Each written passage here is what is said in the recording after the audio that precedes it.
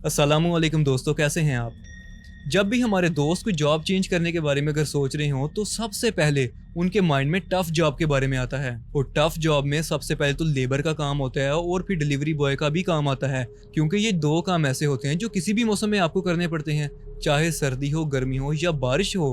आपको अगर ऑर्डर मिल गया तो आपने वो काम मुकम्मल करना है। सेम आज इसी तरह से एक मैं डिलीवरी बॉय की स्टोरी बताने वाला हूँ और ये सच में काफ़ी ज़रा ये टेरिफाइंग है। हम लोगों ने अपने बड़ों से जो भी स्टोरी वगैरह सुनते हैं तो कहीं ना कहीं हमारे माइंड में वो एक सवाल रह जाता है कि हो सकता है कि ये स्टोरी आगे नस्ल दर नस्ल जो सुनाते हैं लोग, उस दौर में इस तरह का काम हुआ होगा या उस दौर में इस तरह का काम हुआ होगा, तो कुछ स्टोरी हो सकता है अर्बन लेजेंड हो।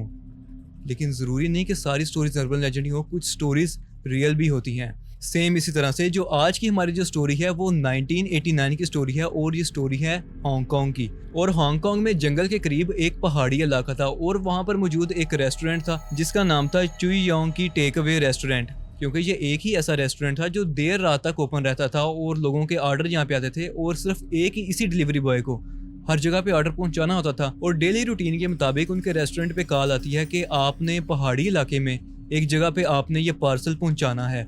तो जब वो ऑनर वो कॉल को जब सुन रहा होता है तो वो आवाज़ काफ़ी अजीब सी होती है, तो उसको ये आवाज़ काफ़ी अजीब लगती है लेकिन वो इस पर रिएक्ट नहीं करता।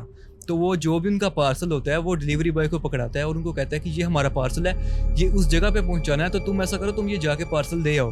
तो डिलीवरी बॉय अपने साइकिल पे उस जगह पे वो खाना डिलीवर करने के लिए वो चला जाता है, लेकिन उसको ये नहीं था पता कि उसके साथ आगे फिर क्या होने जा रहा है। डिलीवरी बॉय अपना साइकिल चुपचाप बस चला रहा है। अब वो पहाड़ी इलाके के करीब पहुंच जाता है लेकिन वो फील करता है कि वहाँ का जो मौसम है वो ज़्यादा सर्द होना शुरू हो गया है। तो वो डिलीवरी बॉय यही समझता है कि शायद मौसम की चेंजिंग की वजह से हो रहा होगा। वो उस घर के पास जाता है और वहाँ का दरवाज़ा वो नॉक करता है। और जैसे ही वो दरवाज़ा नॉक करता है तो थोड़ी देर तक तो कोई भी रिप्लाई नहीं आता और उसके बाद थोड़ी सी देर के बाद दरवाज़ा वहाँ से ओपन होता है और सिर्फ एक हाथ उस दरवाजे से बाहर आता है। पहले उससे वो खाना लेते हैं और उसके बाद फिर वो उनको पैसे पकड़ा देते हैं। ये चीज़ देख के ना डिलीवरी बॉय को बहुत अजीब सा लगता है, बहुत वियर्ड फील होता है उसे कि जो भी शख्स था उसने कोई बात भी नहीं की, ना बाहर आया, सिर्फ हाथ बाहर निकाला, खाना पकड़ा और उनसे पैसे लिए हुए वापस चला गया वो। लेकिन वो डिलीवरी बॉय इस चीज़ को बिल्कुल इग्नोर करता है, क्योंकि कुछ लोगों की आदत भी रूड होती है, तो वो इग्नोर करता हुआ बस अपने काम पे वो वापस ले जाता है। और जैसे ही अगली रात आती है तो उसी टाइम रात के 11 बजे दोबारा से उस ऑनर को कॉल आती है कि आपने 3 बंदों का खाना उसी लोकेशन पे पहुंचाना है जिस लोकेशन पे आपको कल रात का ऑर्डर आया था। उसके ऑनर को ये चीज़ बहुत अजीब लगती है लेकिन वो इस चीज़ को इग्नोर करता है और वो वापस डिलीवरी बॉय को कहता है कि उसी जगह पर जाओ जहाँ हमने रात को खाना डिलीवर किया था, तो तुम ये खाना ले जाओ और उस जगह पर जाकर तुम डिलीवर कर देना। डिलीवरी बॉय वापस वहाँ पे जाता है, उनको खाना डिलीवर करता है और सेम वही चीज़ होती है, सिर्फ हाथ बाहर आता है, पैसे देते हैं और वो वापस आ जाता है। अब जब वो मौसम था ना जिसकी मैंने पहले आपको बात बताई थी, वो मौसम काफ़ी ज़्यादा ओवर सर्द हो जाता है। अब वो डिलीवरी बॉय वहाँ पर ना एक और चीज़ नोटिस करता है। उसको ऐसा लग रहा होता है कि जैसे चारों जानिब से उसको कोई ना कोई देख रहा है उसे।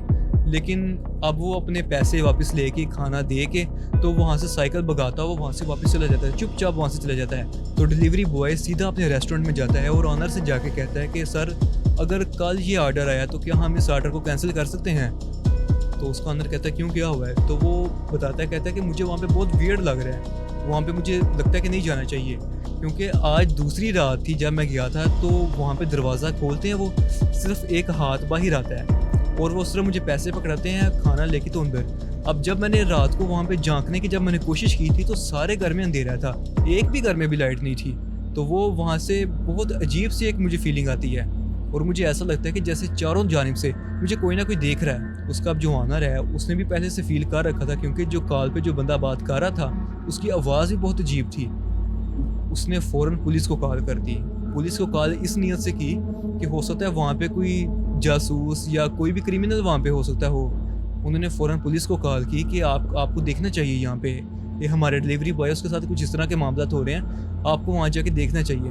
अब पुलिस वहाँ पे जाती है, जाके नॉक करती है, लेकिन पहले तो कोई रिप्लाई नहीं आता। लेकिन उसके बाद फिर कुछ ऐसा होता है कि पुलिस की देख के आँखें बिल्कुल खुल जाती हैं। उनको यकीन ही नहीं हो रहा होता कि ऐसा भी कुछ हो सकता है।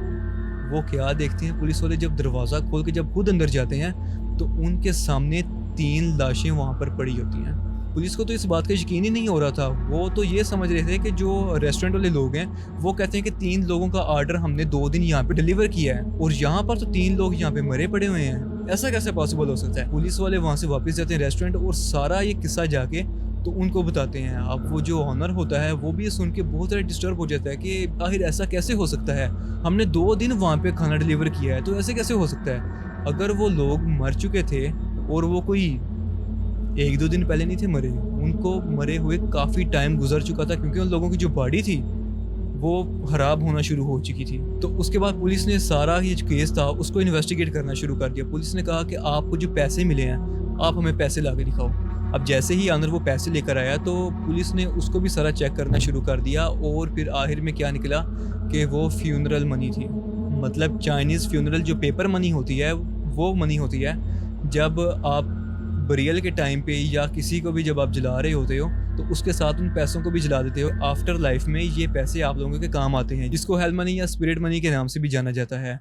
तो पुलिस वालों ने कहा ये तो पैसे भी वो हैं और ये काफ़ी ज़्यादा पुराने दौर के हैं ये पैसे, ये कोई आज के पैसे नहीं हैं। तो उसका ऑनर कहता है कि मुझे इस पैसे के बारे में पता है, मैं जानता हूँ कि हेल मनी कौन सी होती है, लेकिन जब हमारा डिलीवरी बॉय यहाँ से पैसे लेकर जब वापस आया था तब तक की करेंसी तो बिल्कुल ठीक थी। तब तो करेंसी ऐसी नहीं थी, बिल्कुल नए नोट थे वो। न जाने इन नोटों को ऐसा क्या हुआ है कि ये करेंसी जो है ये बिल्कुल ख़राब होना शुरू हो गई है।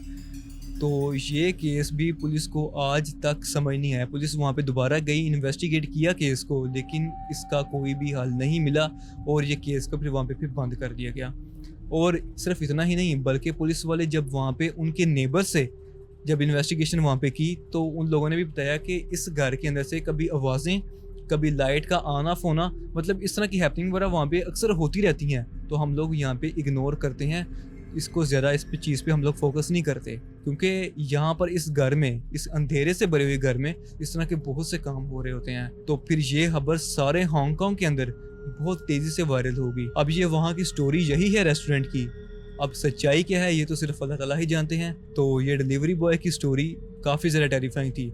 आप लोग खुद सोचो, अगर उस डिलीवरी बॉय की जगह आप या मैं होते और कुछ डिलीवर करने अगर हम लोग जा रहे होते और सेम ऐसा ही काम होता जिस तरह एक गलती डिलीवरी बॉय ने भी की थी कि उनके घर के अंदर उसने झांक कर देख लिया था जब उसे पता चला कि वहाँ पे सिर्फ अंधेरा है और कुछ भी नहीं है।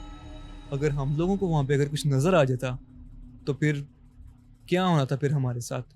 तो बस यार, यहाँ तक थी आज की हमारी वीडियो। अगर आपको ये वीडियो पसंद आई है तो आप लोग मुझे ज़रूर बताना। आप लोगों से मुलाकात होगी इंशाल्लाह नेक्स्ट वीडियो में। तब तक के लिए अल्लाह हाफिज़।